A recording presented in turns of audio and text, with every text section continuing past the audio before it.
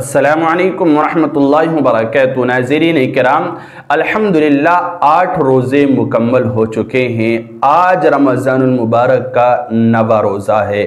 9ویں روزے کی جو خاص عبادات ہیں اور خاص وظائف ہیں اور خاص اعمال ہیں وہ میں آپ کو اس ویڈیو کے اندر بتلاؤں گا۔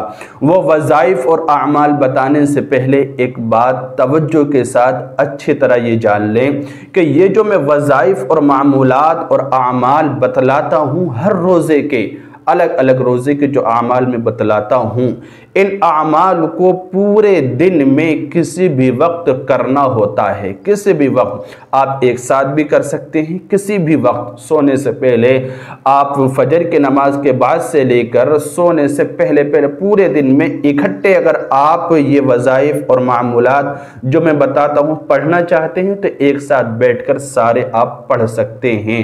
کیونکہ اس طرح کے بات بہت سارے لوگوں نے مجھ سے یہ کہی کہ ہمارے فجر کا وظیفہ چھوٹ گیا، فجر کا عمل چھوٹ گیا، ظہر کا چھوٹ گیا، عصر کے بعد کا چھوٹ گیا، مغرب کے بعد کا چھوٹ گیا، تو کوئی دقت تو نہیں ہے۔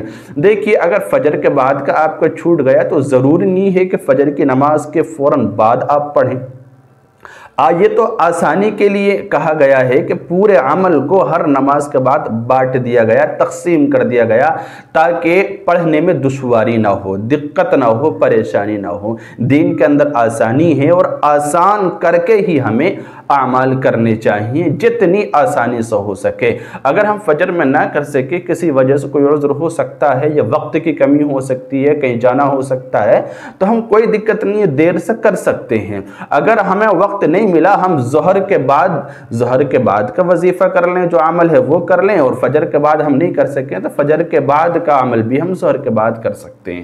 اگر ہم کہیں سفر پر گئے ہیں اور پورا دن بزی رہے، ہمیں وقت نہیں ملا، روزے کی حالت میں نمازوں کا اہتمام کرنے کا وقت ملا ہے، صرف زیادہ کچھ نہیں کر سکے، تو ہم سونے سے پہلے یا کسی بھی وقت ہم سارے وظائف، سارے اعمال ایک ساتھ پڑھ سکتے ہیں۔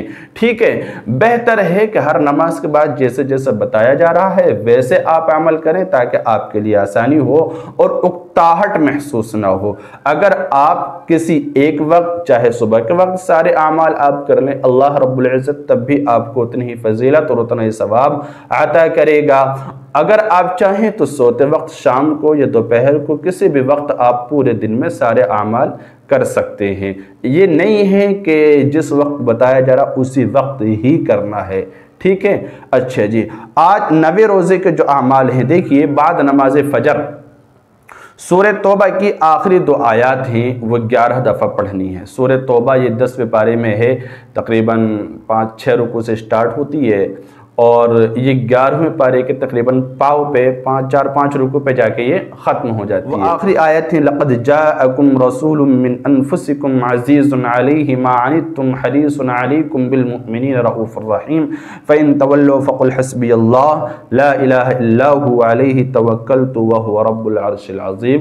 میں آپ کو اسکرین پر بھی دکھا رہا ہوں۔ تو یہ فجر کی نماز کے بعد آپ کو 11 مرتبہ پڑھنی ہے۔ ٹھیک ہے، اچھا، ظہر کی نماز کے بعد آپ کو جو کرنا ہے وہ سورہ بقرہ کا پہلا رکوع پڑھنا ہے 11 مرتبہ۔ سورہ بقرہ، قرآن کریم جب سٹارٹ ہوتا ہے، الف لام میم ذالک الکتاب لا ریب فیہ ھدی للمتقین، تو یہ سورہ بقرہ کی سٹارٹنگ ہے۔ تو الف لام میم سے لے کے ایک رکوع جہاں ہوتا ہے نا، وہاں تک آپ کو ایک رکوع یہ 11 دفعہ پڑھنا ہے ظہر کی نماز کے بعد۔ ٹھیک ہے نا، یعنی کہ ختم اللہ علی قلوبہم وعلی سمعہم وعلی ابصارہم غشاوہ ولہم عذاب عظیم تک، الف لام میم ذالک الکتاب لا ریب فیہ سے ولہم عذاب عظیم تک، تقریباً یہ 5-6 آیاتیں ہیں، زیادہ نہیں ہیں۔ تو یہ آپ کو 11 مرتبہ پڑھنا ہے ظہر کی نماز کے بعد 9ویں روزے کو۔ اس کے بعد عصر کی نماز پڑھنے کے بعد آپ کو سورہ آل عمران کی آیت نمبر 26 17 مرتبہ پڑھنی ہے۔ قل اللہم مالک الملک تؤتی الملک من تشاء وتنزع الملك ممن تشاء وتعز من تشاء وتذل من تشاء بيدك الخير انك على كل شيء قدير، یہ پڑھنی ہے 17 مرتبہ عصر کی نماز سے فارغ ہونے کے بعد۔ ٹھیک ہے، مغرب کی نماز پڑھنے کے بعد اگلا عمل سورہ بقرہ کی آخری 2 آیات ہیں، آمن الرسول بما انزل الیہ من ربہ والمؤمنون، یہ آخری 2 آیتیں ہیں۔ ٹھیک ہے، یہ 11 مرتبہ پڑھنی ہے مغرب کی نماز کے بعد۔ اس کے بعد عشاء کی نماز کے بعد کا جو عمل ہے یہ خاص ہے اور اس کو عشاء کی نماز کے بعد ہی پڑھنا ہے، ٹھیک ہے، جو میں بتا رہا ہوں۔ باقی تو آپ سارے عمل عشاء کے بعد بھی کر سکتے ہیں اور کسی وقت بھی کر سکتے ہیں، لیکن یہ جو عشاء کے بعد کا عمل میں بتا رہا ہوں آج کا خصوصاً، یہ عشاء کی نماز کے بعد ہی کرنا ہے، تراویح وغیرہ سے فارغ ہو کے، یعنی سونے سے پہلے۔ چاہیں تو تہجد کے وقت کر لیں، اس کی بڑی فضیلت ہے۔ بعد نماز عشاء کی نماز پڑھنے کے بعد تراویح سے فارغ ہونے کے بعد صلاۃ الحاجت پڑھنی ہے آپ کو، 4 رکعت نفل نماز صلاۃ الحاجت۔ اور صلاۃ الحاجت اس طرح سے پڑھنی ہے کہ پہلی رکعت میں سورہ فاتحہ اور سورہ اخلاص کے بعد 100 مرتبہ آیت کریمہ پڑھیں گے۔ 4 رکعت کی نیت باندھیں صلاۃ الحاجت کی نیت سے، ہے نا، صلاۃ الحاجت کی نیت کر کے 4 رکعت کی نیت باندھیں اور پہلی رکعت میں سورہ فاتحہ پڑھنے کے بعد قل هو اللہ احد پڑھیں، یعنی سورہ اخلاص۔ سورہ اخلاص پڑھنے کے بعد 100 مرتبہ آپ کو یہ آیت کریمہ پڑھنی ہے جو میں اسکرین پر دکھا رہا ہوں، لا الہ الا انت سبحانک انی کنت من الظالمین، ٹھیک ہے۔ اس کے بعد رکوع سجدہ وغیرہ کر دینا۔ اب دوسری رکعت میں سورہ فاتحہ اور سورہ اخلاص پڑھنی ہے، ہر رکعت میں سورہ فاتحہ اور سورہ اخلاص پڑھنی ہے، اور سورہ اخلاص کے بعد الگ الگ آیتیں ہیں وہ میں آپ کو بتلاؤں اسی طرح سے پڑھنا ہے۔ تو پہلی رکعت ہو گئی، دوسری رکعت میں سورہ فاتحہ اور سورہ اخلاص کے بعد 100 مرتبہ یہ آیت پڑھنی ہے جو میں اسکرین پر دکھا رہا ہوں، رب انی مسنی الضر وانت ارحم الراحمین، رب انی مسنی الضر وانت ارحم الراحمین، یہ 100 مرتبہ پڑھنا ہے۔ اسی طرح تیسری رکعت میں سورہ فاتحہ اور سورہ اخلاص کے بعد 100 مرتبہ یہ آیت پڑھنی ہے جو میں اسکرین پر دکھا رہا ہوں، وَأُفَوِّضُ أَمْرِي إِلَى اللَّهِ إِنَّ اللَّهَ بَصِيرٌ بِالْعِبَادِ وَأُفَوِّضُ أَمْرِي إِلَى اللَّهِ إِنَّ اللَّهَ بَصِيرٌ بِالْعِبَادِ۔ اسی طرح چوتھی رکعت میں سورہ فاتحہ اور سورہ اخلاص کے بعد 100 مرتبہ یہ آیت پڑھنی ہے جو میں اسکرین پر دکھا رہا ہوں، حسبنا اللہ ونعم الوکیل نعم المولا ونعم النصیر۔ اس کے بعد آپ رکوع سجدہ وغیرہ کر کے قاعدہ کر کے اور تحیات وغیرہ درود شریف پڑھنے کے بعد سلام پھیر دیں۔